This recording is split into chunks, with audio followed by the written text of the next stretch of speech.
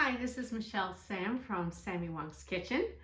I am going to be doing a sourdough bread 101 series, and what I'd like to do is share my story with sourdough and also the research that I've done, and hopefully give you a better understanding of sourdough through that.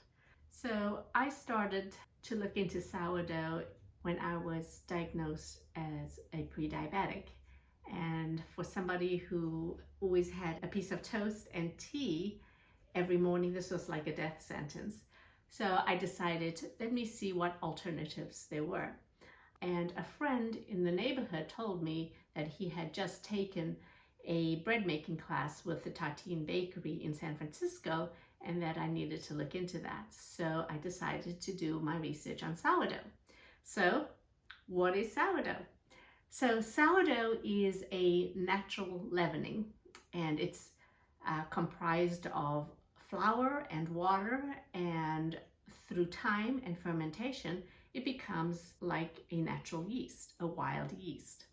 The only difference between commercial yeast and a sourdough starter is that this is live, and it has many microorganisms, and we call this lactic acid bacteria, or lab. So in a particular starter, you will have thousands of labs. And this is very different from the commercial yeast, which has practically nothing. Not only is it alive, but because it's alive, it has some components to it that really makes the end product healthier.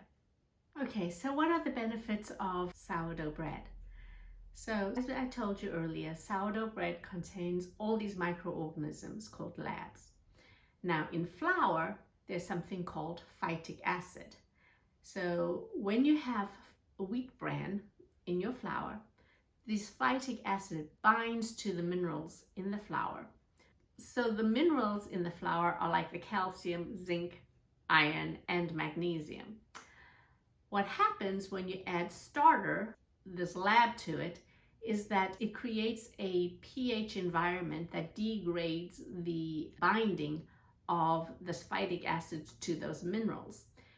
So it releases all those minerals. And once it releases those minerals, then those minerals become readily available to the body. Having said that, it is not necessarily the presence of the lab in the sourdough, but it is also the process. A lot of people think that if you buy commercial sourdough bread, it's good enough. It depends. You know, there might be some artisanal bakers out there that will bake their bread with the right process, but it's the time and the temperature that will affect the degradation of these phytic acid bonds in order to release those minerals to you. But not only do they release these minerals to you, there's also some added bonuses. So for one thing, it'll break down the carb.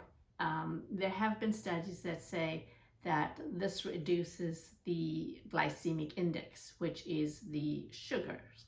I would not say go hog wild with sourdough bread if you're diabetic or pre-diabetic, but in moderation, it's fine. It does break down the carbs, it gives a lower glycemic index. I actually have done a test where I've poked myself and eaten a piece of white bread and then a piece of sourdough bread. My blood sugar level did not go up as high with the sourdough than with the white bread. I do think, you know, without having done a scientific study, that it does reduce the glycemic index. It also breaks down the gluten. So I wouldn't say that if you have celiac and need to be on a gluten-free diet, that sourdough is better for you, but I do think that sourdough does break down the gluten, so that if you have a sensitive stomach, part of the reason the sourdough bread is fine is because the sourdough is actually breaking down the gluten that would be normally found in the bread. Besides those health benefits, there's also taste.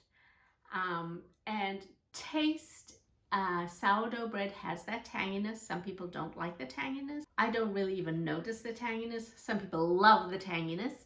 and you can control that. The longer you leave the bread to ferment, the tangier it will get. So if you like really tangy bread, you just let it ferment longer.